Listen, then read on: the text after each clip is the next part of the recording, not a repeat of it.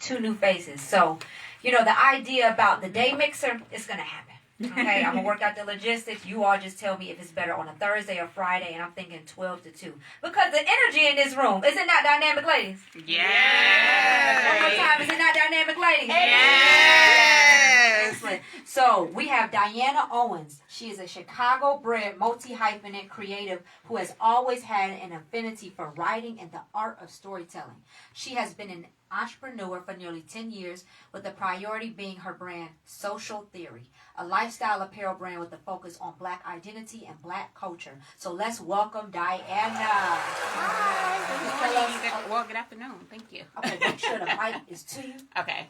Let me scoot up a tad bit. Okay, Is that excellent. better? Yes, a lot Okay, better. okay, So perfect. now tell us, how did you get started? What made you start Social Theory? First of all, it was a long line of businesses prior to. I've always had an entrepreneur spirit from a very young age. I've always had that hustle mentality. But ultimately with Social Theory, honestly, I love Black people. And I felt like there was a need for it in the market. So we initially started off with statement tees. So our original design was King and Queen and Young King. And then the continent of Africa was incorporated in the design. And I just felt like if, we wore clothing that exhibited that message, then we'll start to behave in such a manner and carry ourselves as such. And so with the name Social Theory, I actually learned about social theory in college. I double majored in sociology, and that's where I came across the social theory. And it basically states that we embody the identities of the people and the things that we're around. Mm-hmm. And so that's why I named the brand Social Theory. And that's been the message. I've always wanted the brand to just hold that underlying message. And now we're evolving into more streetwear because I love fashion and a lifestyle brand. And I just want people to be able to wear the brand every day, incorporate it in their everyday wear. And so that's why we're kind of making the shift towards lifestyle apparel and getting away from statement tees. But the underlying message will always be there. Mm-hmm. You know what? I was going to do a Black History fact. Because you are the Black History expert today, I want you to give us one. So what's one that you put on your shirt? A Black History fact? Yes, a little known fact that we probably don't know. One of my favorite facts is that the Black Panther Party created the Women and Children's, the free breakfast programs, yes. WIC, how mothers get free milk and groceries and stuff for their kids. So in Chicago, I'm from Chicago, so that's something that I love too. That they had a heavy presence on the south side of Chicago, and so they created those programs ultimately to help build the community and provide them with resources that they didn't have. You know what? I really like that. And see, a lot of people, they think, the WIC and all these different programs, they were just for Black people, but a lot of majorities started benefiting from what the Black Panthers did. Yes, for sure. So thank you for shouting that out. Okay. Now, we have somebody all the way from Detroit. Well, she's from Detroit, but she's here in Douglasville. All Around Shantae Hair Salon, owned by a resilient third-generation cosmetologist, has proudly served Douglasville, Georgia for 2 years. The owner is a third-year NYFW hairstylist. You're going to have to tell me what that is. And gives back to the homeless with free haircuts every first Tuesday of the month. You need to connect with Chelsea. Oh, that's amazing. So please, let's welcome my girl All Around Shantae. Hey, everybody. Thank you for having me. Yes, thank you. And where's your salon in Douglasville? I am located at 6410 Fairburn Road, Unit A, Douglasville, Georgia. Okay, now tell us a little bit more on how'd you get started. I know you're third generation, but why did you want to continue the family trend? Oh my God. Honestly, I can say I actually ran from it for a long time, but God brings you back to your talent. And he honestly did do that when it came to me. So it's been 2 years that I actually decided to step out on faith and start around the time that COVID took effect for a lot of us. I went to cosmetology school and got my cosmetology license and decided to get from underneath my mom. Shouts out to my mom. We appreciate you for all you've done. But it was time for me to stand on my own 2 feet. So that's part of the reason why my name is All Around Shantae. I love it. I like that. Yeah, I like that name too. You have to tell us, so what makes you different from every other hairstylist? What makes me different from every other hairstylist? I could honestly say that I'm a mixture of up north and down south. I've learned to have the southern hospitality that we all need And I've also learned that if I don't give it, what I can get in return. So it actually balances me out as far as where I am from. So, I mean, I am blessed to be a part of both states, and I actually can say that a lot of my polishedness come from up north. Unfortunately, I love y'all though. I'm down south. Well, I'm a down south girlie. I was born in Riverdale, Georgia. Now my family's from Buffalo, New York, and they love saying, "We hear you talk like that. We hear you talk." I say, "No, I hear y'all talk like this." So we have a little fun here and there. So I'm gonna ask all of the women here one question, okay, and then we'll head into break. So we're gonna go start with Queen. What advice would you give to Black women still stuck in corporate but dreaming of entrepreneurship? You have to put the mic to you. That is an excellent question. And what I'll say is this is actually the name of the challenge that I am starting for the month of March. And I'm going to encourage them to move in consistency and courage. I think those are two things that you need in order to make a sustainable pivot. And consistency, meaning even if it feels like it's too far, it's too big, if you maintain persistence and resilience in your pursuit, then the things that seem impossible become accessible to you. If you become very in tune with your special sauce and you believe in that, courageously, meaning I'm not worried about what people think. I'm not scared to be seen trying. I'm not worried about failing because it's a temporary redirection to my success. Your mindset shift in that and your commitment to yourself will show up in your courage and your consistency. That means whatever's happening in the economy, that's not the point because God has given you an assignment. That means whoever you think is oversaturating your lane, well, nobody can saturate a lane that's made for one person, right? Really invest in what it means to be courageous and to be consistent. Even when you don't feel like it, even when it feels like it's too much, and be bold in what you are doing. I think that is super important. And the other piece of that, I would say, is what I was talking about before. Vision cast, and if you don't know how to do it, you can find me at Queegee Creative on everything, and set up a booking with me, but reverse engineer your success. Don't just leap out on faith, but step out strategically. I love it. I love it. And I am going to ask a different question because I can see people in the comments like, I wanted to hear this from this. Monet, you're going to have a lot of people who say, listen, okay, I'm ready to make that jump. I'm ready to hire a VA, or they're ready to hire a project manager, a project coordinator. So what skills from corporate America helped you in entrepreneurship? Oh, so many. Number one is resourcefulness. So, making sure I know where to get things done, who to call to get things done, what relationships I need to build to get things done. The second that I'm really good at is making a plan and sticking to it, seeing it through to fruition. So you can dream all day, but if you don't execute, you're not going to get anywhere. And some people are just naturally good executors. I'm one of them, which is why I have this business. But even if you're not a great executor, one, you can delegate. But secondly, just chunk down your progress into small chunks. So if it's an hour a day, I'm going to sit down, I'm going to set up this timer to get this task done. So if you want to start that business, and let's say you have to build a website or register your business with the State Department, set the timer for an hour, get those two things done, and then get up and walk away. So it shouldn't be daunting if it doesn't come naturally for you. The other thing that I'm really good at is building relationships.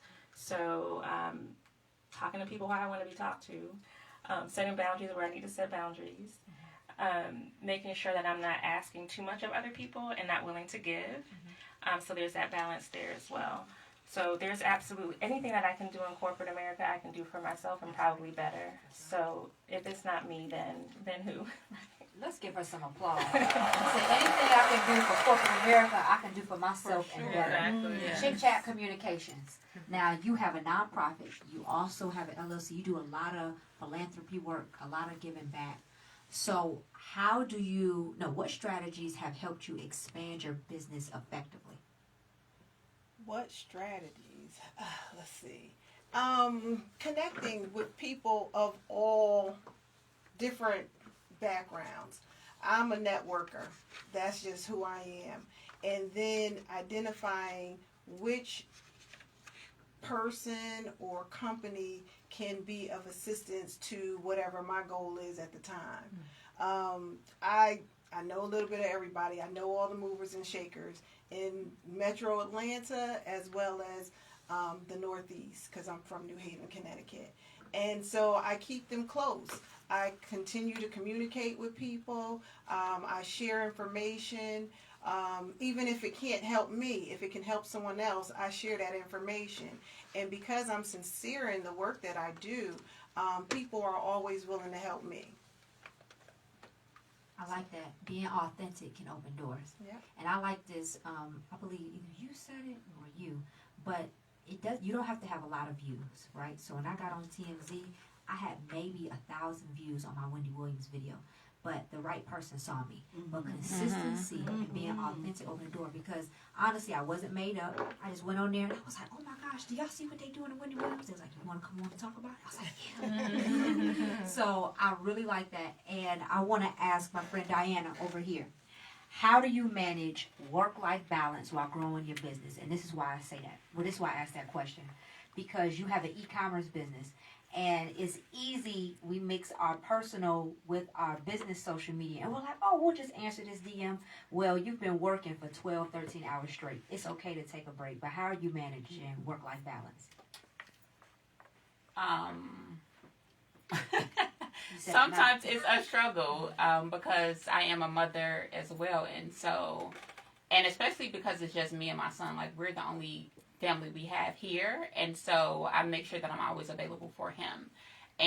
But throughout the day, prior to me having to attend to him, then I just make sure that I'm being intentional with my time.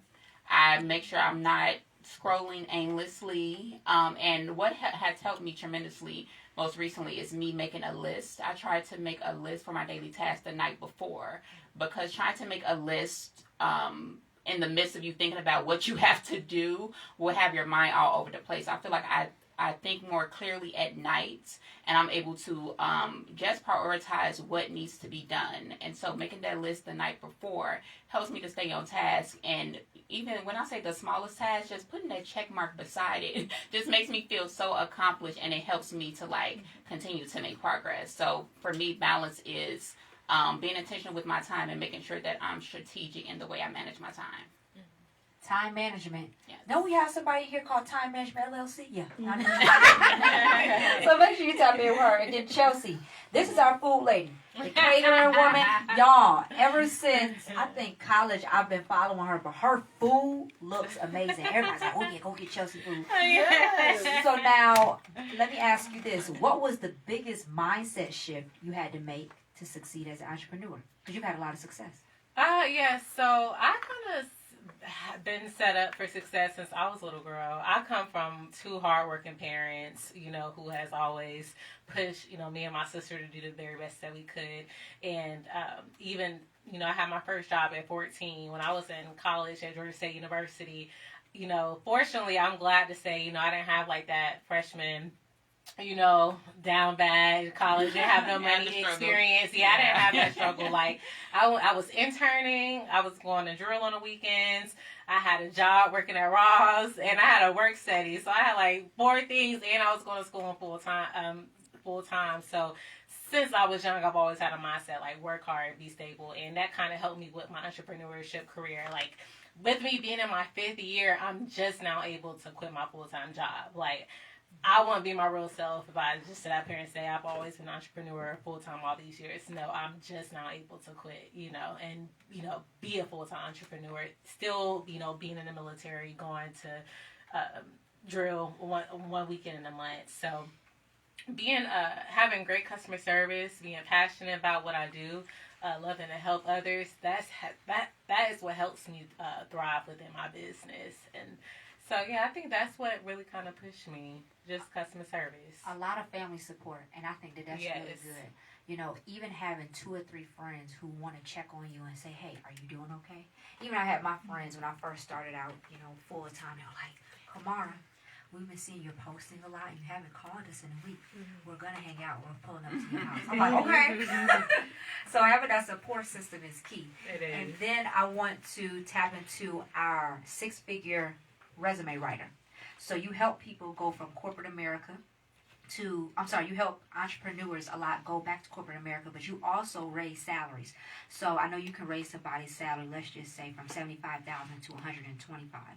I want you to really talk about how do you approach writing resumes for Black professionals who may face bias in hiring.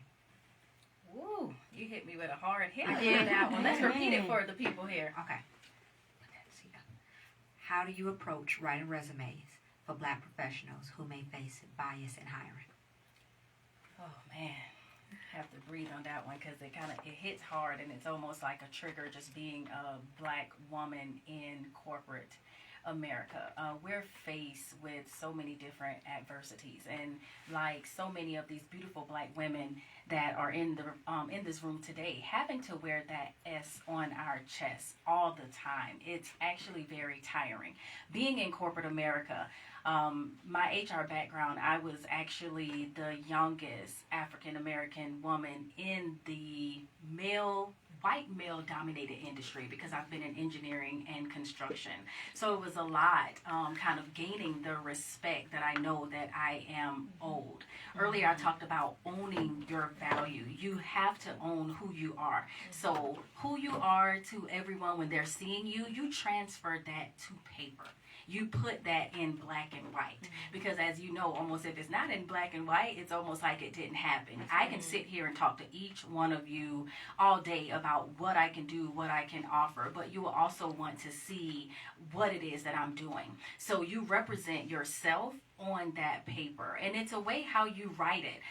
You have to be very strategic as well. If it's a job that you're trying to get and you know that you really want it, you really dive into that job description. What is it that they're looking for? You break down how you're able to do exactly what it is that they're asking. So you're selling yourself, essentially. You're letting them know why you are the best candidate for that role. A lot of times it's not just about the resume. That resume is the first foot in any door, but then in owning who you are, you show them what you can do. You tell them what you can do, and you sell yourself, in order to get that job or get that position.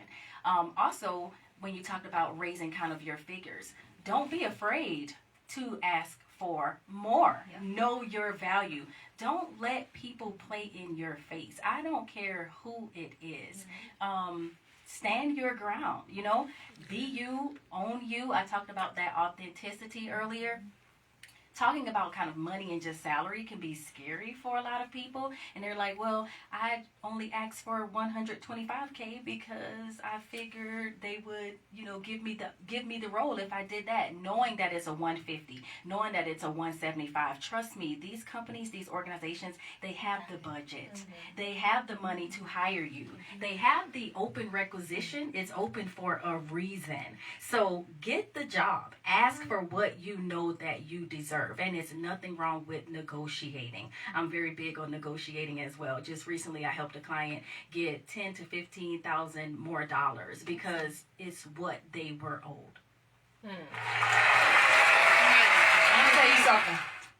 $10,000 to $15,000 in this economy can make a while of a difference. Absolutely. And I like how you tapped into negotiating. A lot of times we think it's all or nothing. Okay, well, if they don't accept this, then I'm not going to work the job. No. Say, well, I know that you said that the range was within this. Let's just say 80,000 to 130. That's a wide gap. So I'm proposing 110. We can't do 110. But what can you do? Because I just don't want to accept 80, and I really want to work at your company. Yes. So I like that negotiating. You might have to come here and do a class for us, okay? And will. Yes. And now I'm going to give you one more softer question. Okay. What's a lesson you've learned in business that also applies to life? A lesson that Coach Sage has learned in business that also applies to life.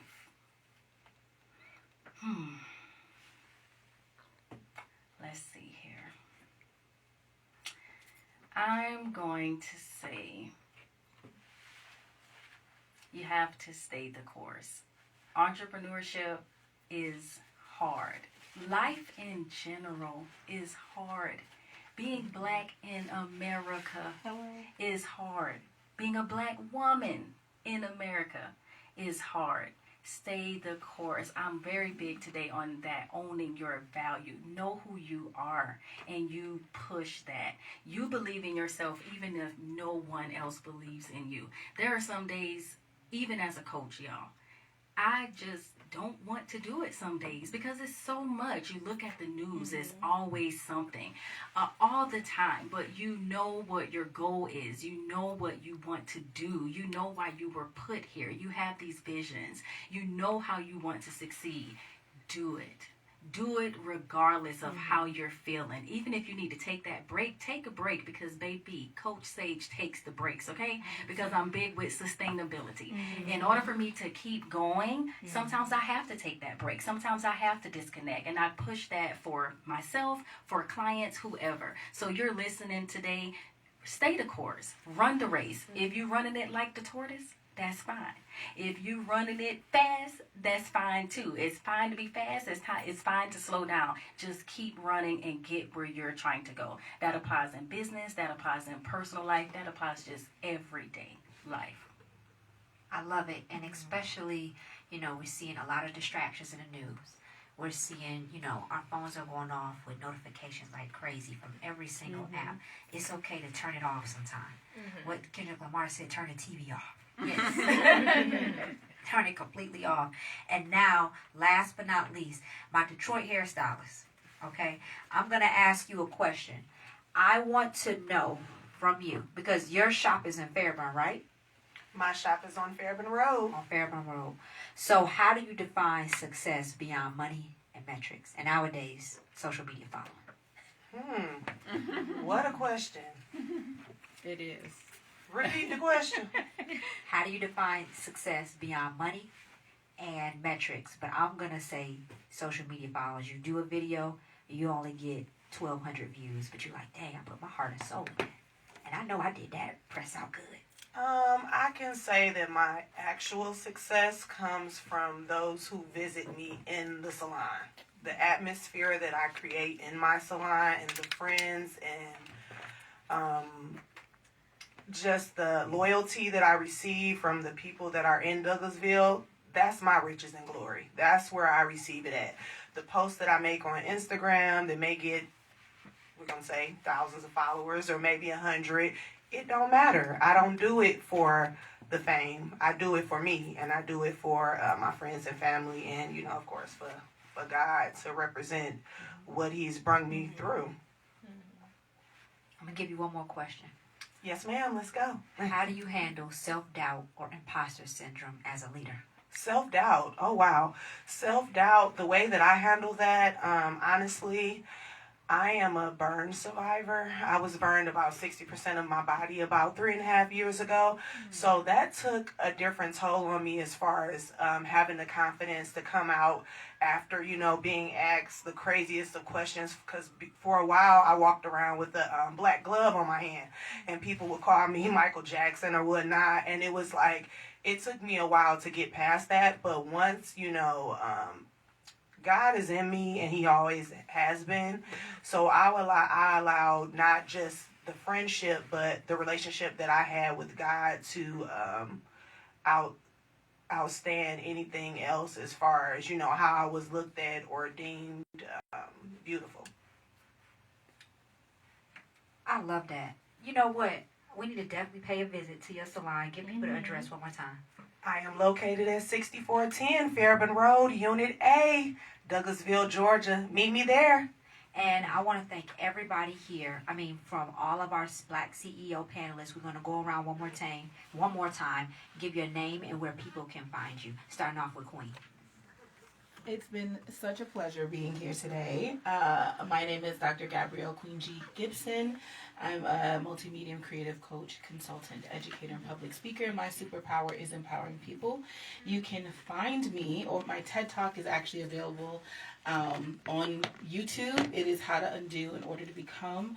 If you want to see more of my work and my organization, Living Unfiltered, you can go to Queen G Creative on everything. So that's on Instagram, TikTok, Facebook, etc. And my website is under construction, but my link tree is live and active. And if you go to link.tree www.queengcreative. You can find samples to all my work and book a consultation. We also have a store that we run that represents affirmations, because that's a big part of what we do in mindset transformation. That's so good. we look forward to seeing y'all. Thank you. And our virtual assistant CEO, please. We're going to make it short. Okay. TimeManageLLC.com is where you can find me, learn more about our company, and book a consultation. Also, Time Managed LLC on all social channels. I recently started a podcast called 1 Minute with Monet, and you can find that on all your podcast platforms, including YouTube. Excellent. Chit Chat Communications. chitchatcommunications.biz. chitchatcommunications.biz. That's our website. Also, social media at chitchatcom, that's with 2 M's, and at Sisters of Today. Now, I always tell people I'm old school, so you can also call me. 404-319-2130. Excellent. Our best caterer. No,